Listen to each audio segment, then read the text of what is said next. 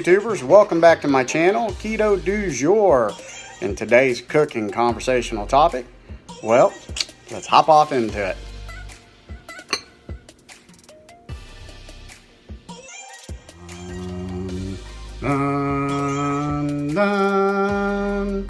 Alright guys, so what you seen there was some of my keto style jalapeno poppers and my keto style cauliflower bacon casserole. Although you didn't get to see me make them, I'm still going to give you the recipes for both, and both are my homemade recipes. I did not get these recipes from anywhere else but right here. So we'll do the jalapeno poppers first. I do my poppers in halves. It makes it more personable per person, and it extends the jalapeno popper itself, and whatever goodies you decide to put on the inside will cut the carb count at least by half.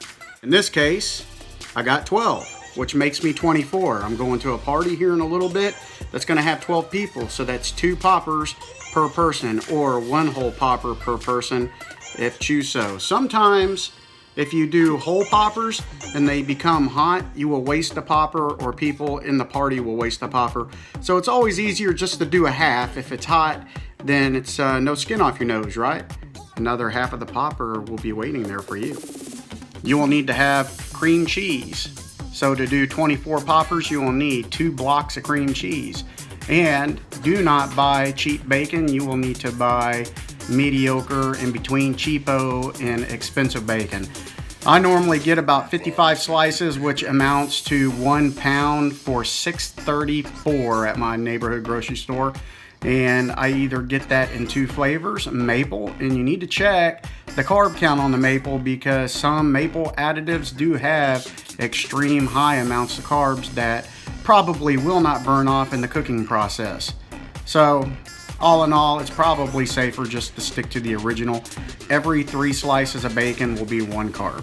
Okay, so you know what the ingredients are. You can kind of go from there, guys. If you want to spruce it up, add your own. The great thing about this recipe is you can play with it. If you want to add Italian ground sausage into your cream cheese mix, go right ahead. I normally don't, because remember, everything you add to the mix, you're going to have an equal reaction later during the cooking process. You're going to have enough grease that you're going to have to drain several times through this process, period. So if you add some kind of Jimmy Dean breakfast sausage, or your mild spicy breakfast sausage, you're going to compound the grease draining by 2. So you have loaded your half with cream cheese. Take the bacon. Take the wide part of the bacon, stretch it, flap it over the very end of the jalapeno popper. Oh, hold on. I guess I should back up. You need to take your jalapeno poppers and slice them directly down the middle. Get you a spoon, run the spoon down the center of the popper, and de-seed it. Okay, now we can pick back up. So after you've loaded the jalapeno popper with your cream cheese, you're going to take your bacon, you're going to take the wide part of the bacon, and use that wide part of the bacon and hook the corner of the end of the wide part of the bacon onto the tip of the rear of the jalapeno popper. And then as you're looking at the jalapeno popper, which would be butt to the right and pointy end to the left, you are going to loop under and go over, loop under and go over until the whole entire jalapeno popper has been wound. And let me show you. And it will come out just like that. So if you want to know the true nutritional content, that's easy enough. You're going to have to take all the ingredients that you have used to make these jalapeno poppers, and then you could divide that out per whatever serving size is, and understand what you added to the popper, and to divide that by the number of poppers. I'm factoring that each one of my poppers, if I use 1/4 ounce of the cream cheese along with just 1 slice of bacon, which that's all it takes, guys. I mean, you don't have to go get these huge plabanos. Just go get some normal size jalapeno poppers. Every 3 jalapenos, you're looking at just little over 1 gram of carbs. So you're probably going to be maybe 1 3/10, somewhere right in there, right? 1.3, 1.4 grams of carbs per every 3 poppers. Or it'd be 1.5, you know, if the popper was whole. So there you have it. Recap. You're going to need jalapeno poppers, however many, split them down the middle, devein it with a spoon, and make sure you have some rubber gloves on. Once they've been deveined, de-seeded, you're going to have to get you, for me, every 24 poppers requires 2 blocks of cream cheese, and you don't have to heap it on.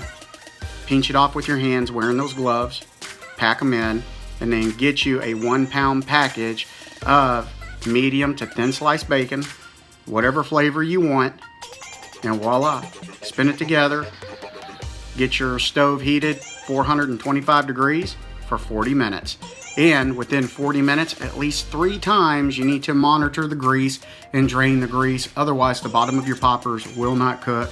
And if you drain too much grease off, guys, the bottom of your poppers will burn. So you're just gonna have to leave just a little bit of glaze. But you understand, if your poppers are swimming in grease, it needs to be drained. All right, so moving on to the casserole. That casserole that I made is a design dish that I put together for the holidays, and I've just been building on it and building on it and building on it. So it is so freaking good. But here's the ingredients. 1 average size head of cauliflower that you could buy at any store. And then you're going to need to cube it up into florets. Not powdered florets and not huge florets. Something about the size of marbles or those big gaming marbles, the bigger marbles, is about what you're looking for. 4 ounces of cream cheese, 3/4 of a cup of sour cream. You're gonna need 2 cups of cheese, and I would say sharp cheddar, mild cheddar, and get you the Fiesta blend. You're gonna need a bag of that. Use 7 slices of thick cut bacon or medium cut bacon, whatever you have in the refrigerator, and you're gonna need 2 tablespoons of paprika. You're going to need a 1/4 cup of chopped green onions, iodized salt, probably somewhere about a teaspoon, and your specified quantity of black pepper, however much black pepper you want in it. So guys, you're going to boil. You could either steam your cauliflower 2 different ways. You could put your cauliflower florets in a microwave safe bowl. Make sure you have about 3 or 4 teaspoons of water down at the bottom.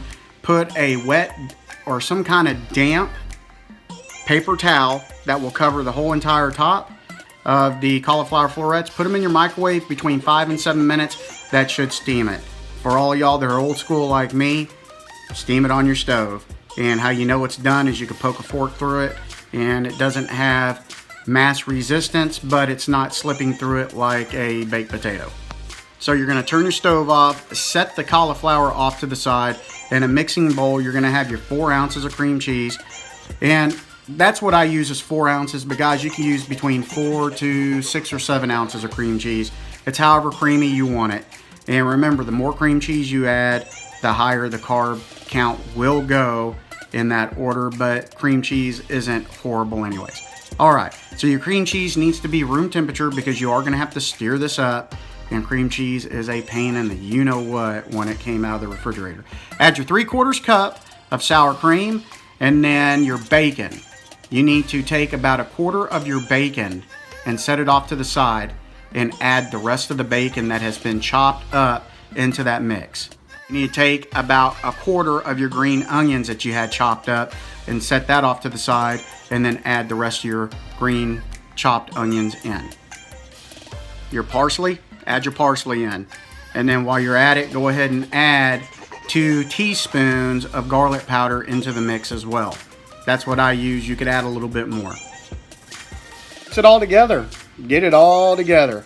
Once you've mixed it in, go ahead and add 1/2 cup of your cheddar cheese in and 1/2 cup of the Fiesta cheese in, and mix it in too.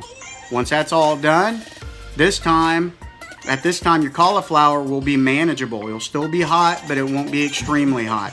Add that into your mixing bowl and mix it all together, but don't beat it because you don't want to turn it into mashed potatoes. You still want your cauliflower florets whole.